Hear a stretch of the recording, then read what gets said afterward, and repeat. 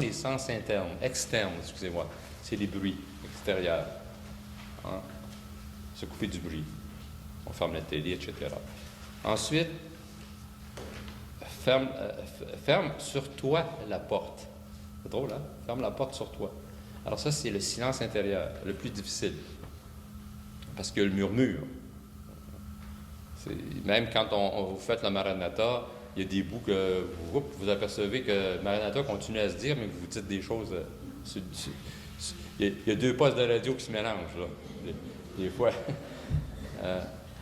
Alors, ou des fois, vous vous arrêtez puis vous dites, ah, ça va pas bien aujourd'hui, ou vous arrêtez de dire Maranatha, waouh, c'est le fun.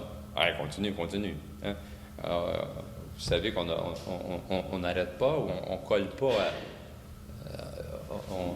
on ne réfléchit pas sur l'expérience, on n'essaie pas de la contrôler. Et l'autre étape, ton père qui est là. Ah, il est déjà là. Ah, il est là.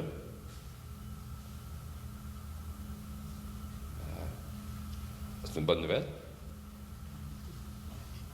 Et ton père qui voit dans le secret, ça, je trouve ça très beau. Lui, il voit ce que je ne vois pas. Une raison de plus pour m'abandonner. Il comprend ce que je ne comprends pas.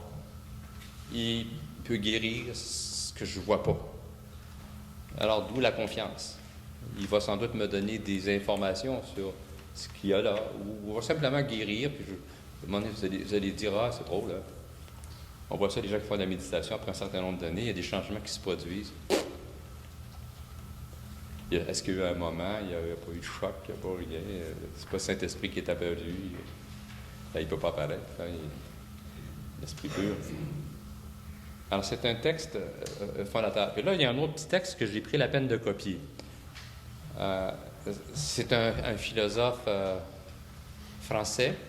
C'est un nouveau courant qu'on appelle la phénoménologie théologique. C'est des gens qui, au lieu de partir de définitions en théologie, parlent d'expérience. Et le type, un philosophe, a écrit un livre philosophique sur Matthieu 6,6, le texte qui est là. Tout un livre. Fascinant. Il ne fait pas de théologie, là. Il peut seulement analyser c'est quoi l'espace intérieur.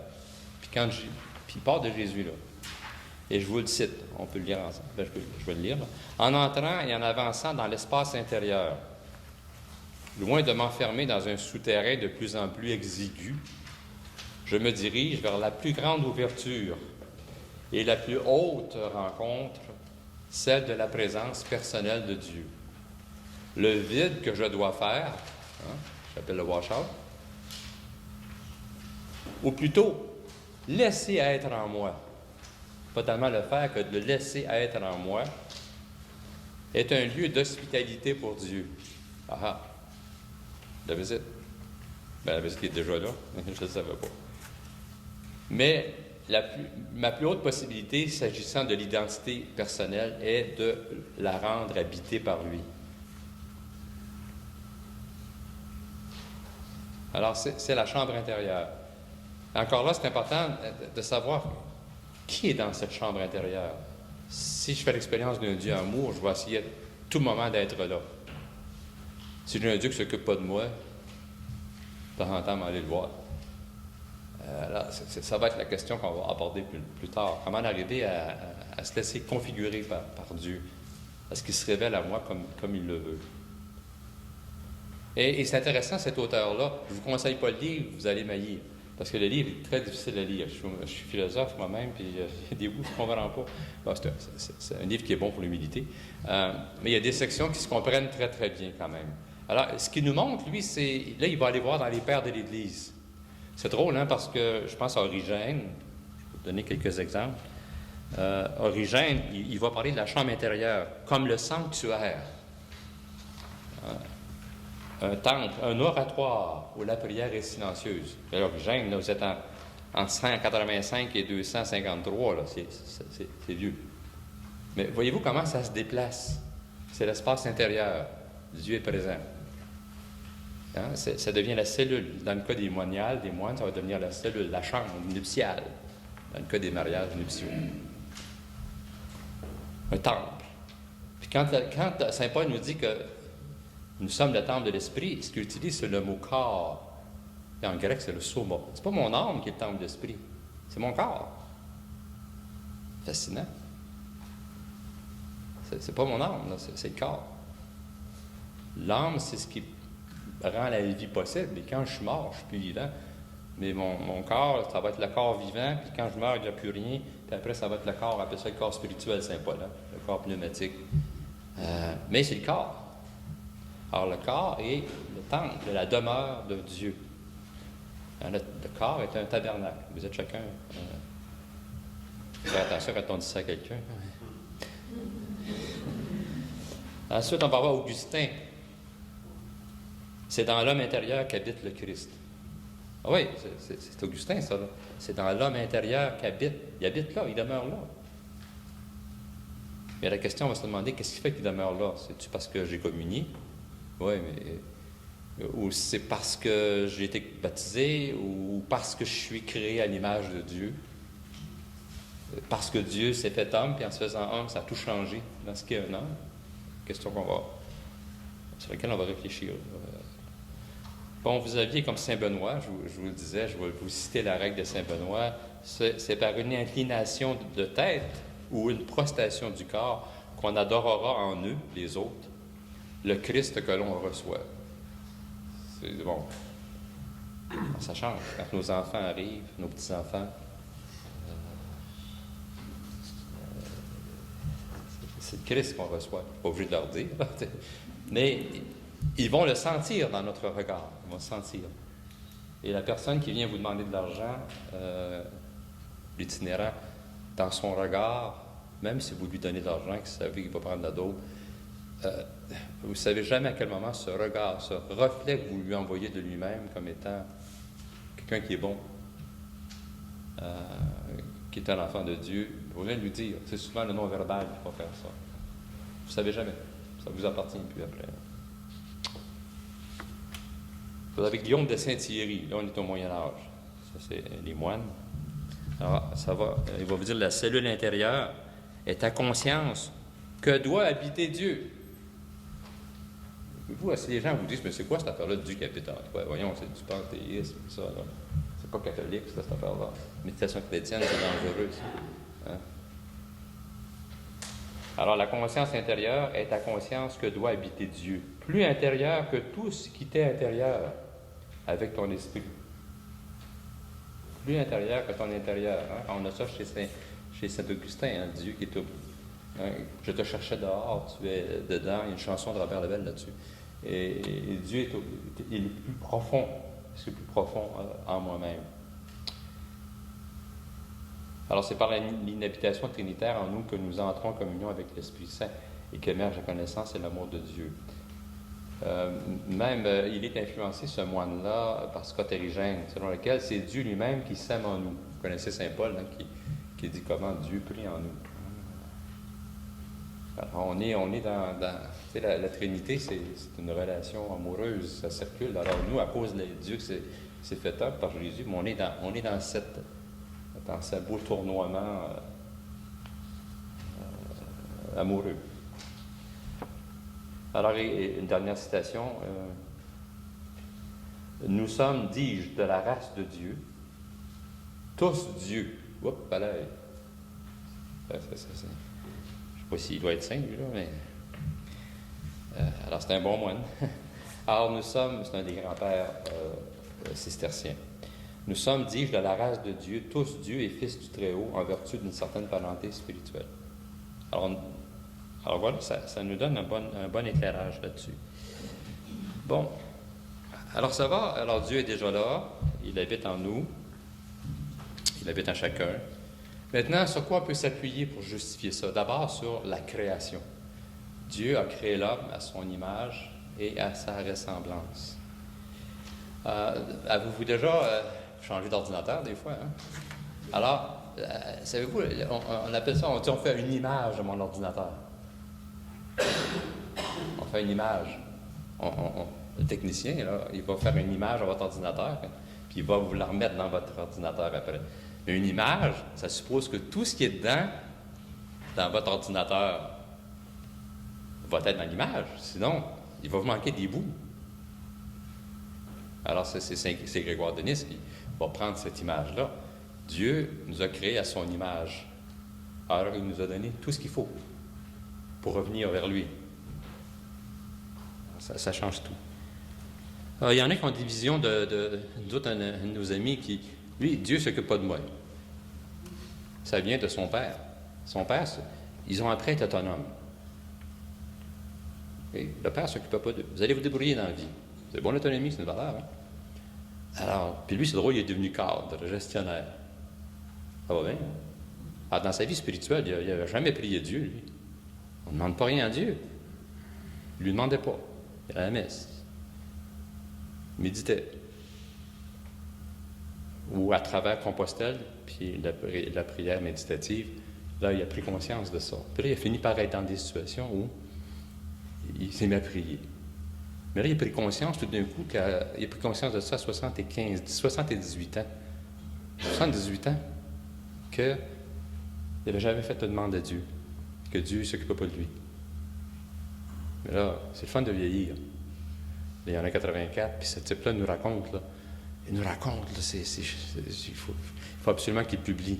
Il a donné quelques conférences, mais c'est beau parce que je connais un de ces garçons, puis j'ai dit, ton père, c'est fascinant. Il dit, oui, c'est fascinant, le bonhomme, parce que ça bouge, là. Il y a 82, puis il est passionné, il y a cette recherche de sens, recherche de Dieu, la très grande lucidité quant à lui-même.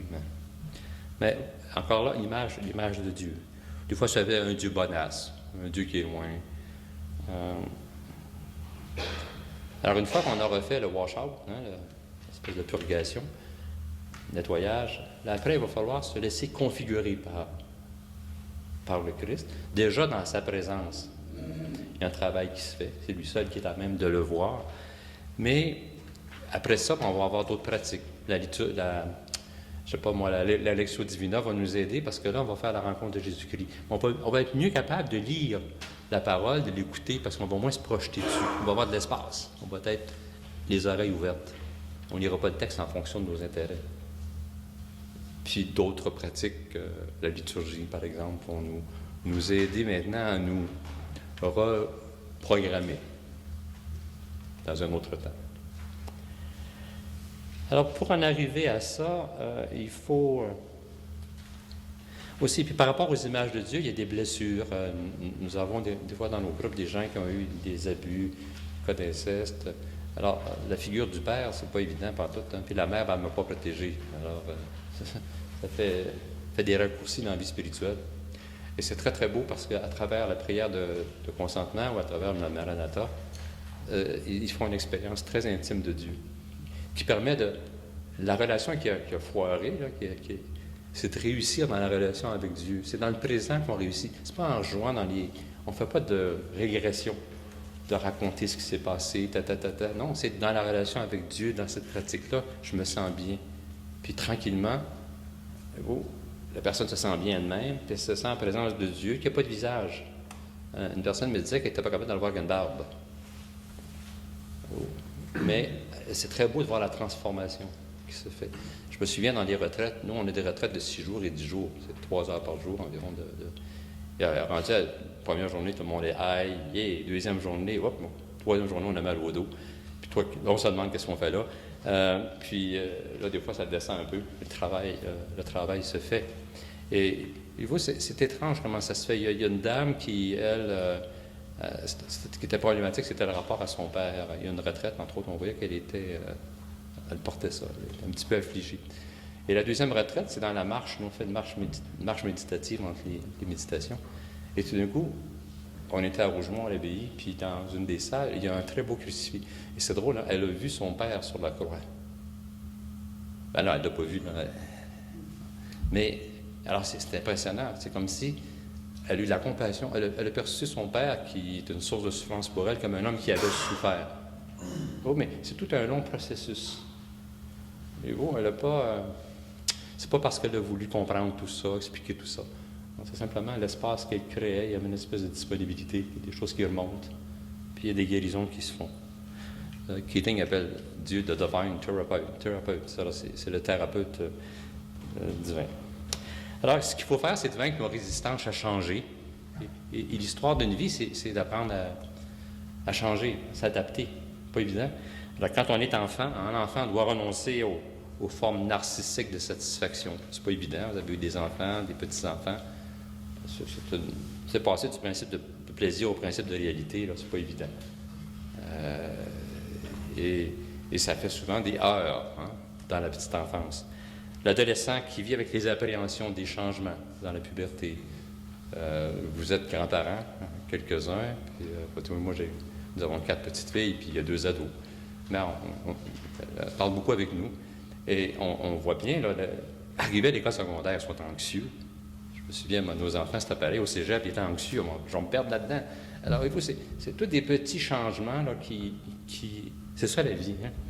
Les expériences de perte et de deuil, changer de ville, de milieu de travail, les séparations, laisser partir nos enfants, la perte des gens à aimer. Il y a le vieillissement.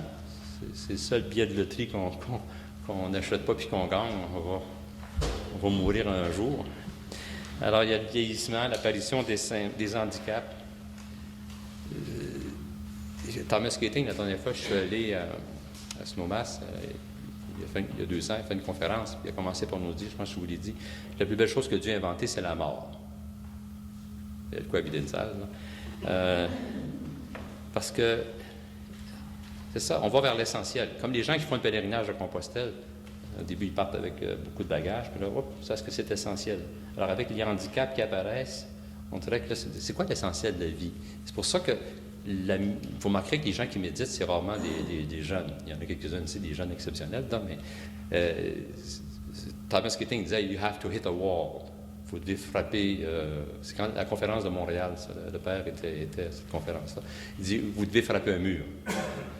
C'est quand il y a des handicaps qui se produisent. Là, on se dit « c'est quoi la priorité ?»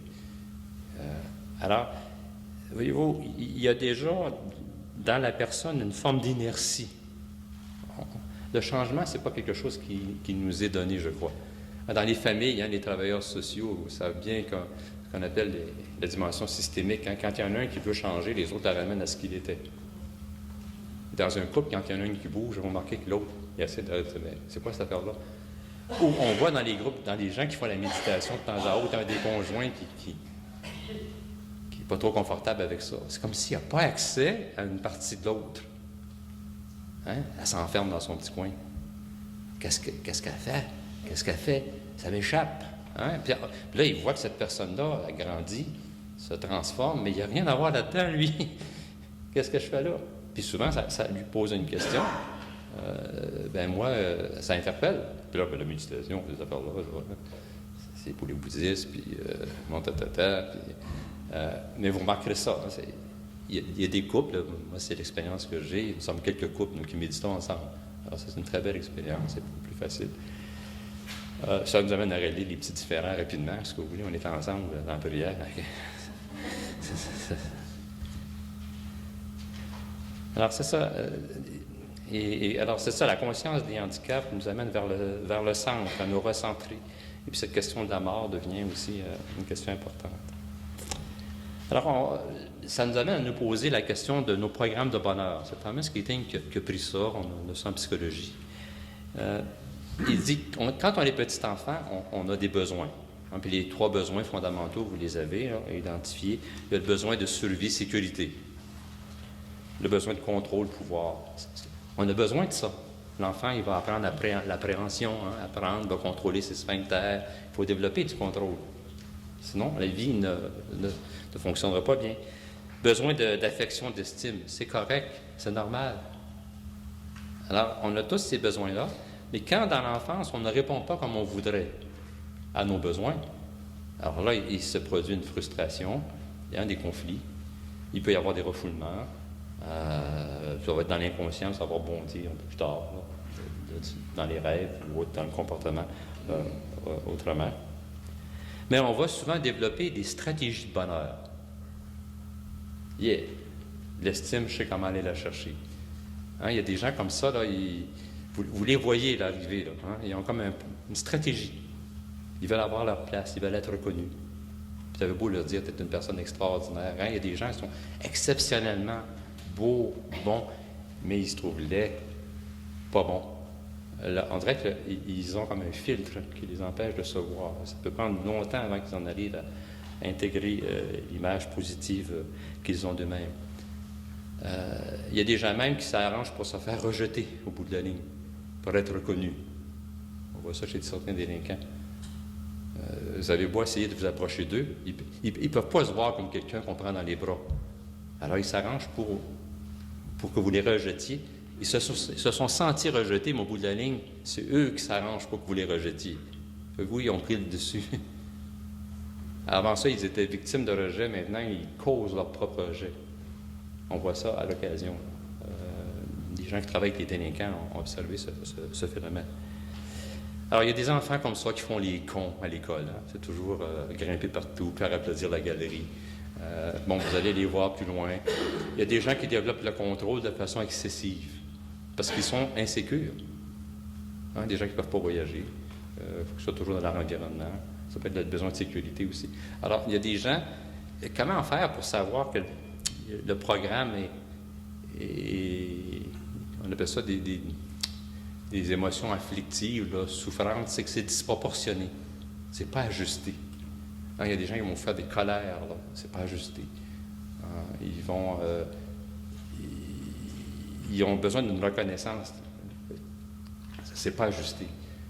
Alors, ce qu'on en arrive avec le temps, c'est à découvrir l'agenda caché qu'on a développé avec les autres. Puis avec le temps, quand on fait, c'est drôle, quand on fait la méditation, on prend une distance par rapport à soi. Parce qu'on devient attentif à soi, hein, à ce qui est en soi. De sorte qu'on est capable de dire, ça, c'est, je me sens en colère, mais je ne suis pas la colère. J'ai de la peine, mais je ne suis pas ma peine. Puis là, vous êtes même capable de voir, quand quelqu'un vous fait quelque chose, là vous voyez partir. Là. C'est comme une chaîne. La machine part, le CD part, puis là, vous voyez. Mais il y a 5 ans, 10 ans, vous n'étiez pas en mesure de vous voir comme ça. Alors, vous prenez conscience de votre programme de bonheur. Mais Dieu lui-même est contaminé et dans ce programme de bonheur. Alors, c'est pour ça que les images que j'ai de Dieu sont souvent en fonction de l'image que j'ai de moi-même. Si je me sens incompris, ou des gens vont souvent surinvestir en Dieu, Dieu devient une béquille, Dieu n'est pas aimé pour lui-même, il est aimé parce que j'ai dans ma vie eu trop de problèmes, puis là, je m'accroche à lui. Alors, il y a des programmes. L'exemple du moine qui était le meilleur dans les concours de bière, c'était un moine, un super moine, hein, qui était au-dessus de tout le monde. Mais c'était-tu pour plaire à Jésus-Christ? C'était-tu pour... Non, c'était contaminé, cette affaire-là. Alors, il y a des games, en bon québécois, des games qui se jouent. Alors ici, on peut se poser la question, quels sont les 3 besoins fondamentaux, celui qui constitue ma plus grande vulnérabilité? Déjà, d'être capable de l'identifier.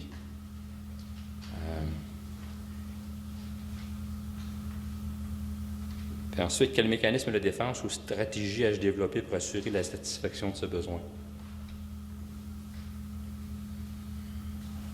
J'avais un ami, moi, qui était millionnaire à 30 ans. Puis on faisait du vélo ensemble, tout ça, mais c'est moi qui dépensais le plus.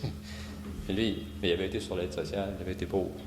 Mais voyez-vous, dans sa réalité, là, il avait développé comme programme, lui, là, il économisait. Il avait toujours cette peur il avait besoin de contrôler.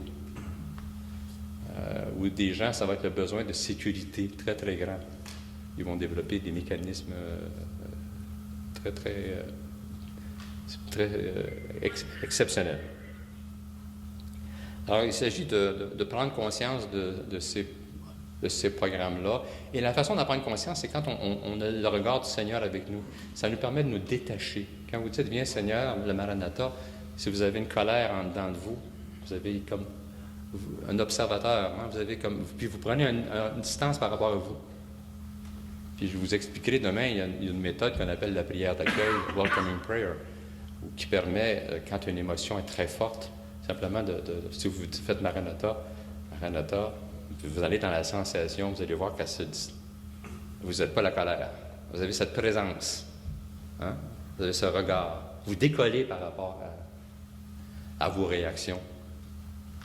Là, après, ça va de faire les choix dans votre vie, dans votre façon de vivre concrètement pour développer des stratégies plus ajustées, hein, pas anormales.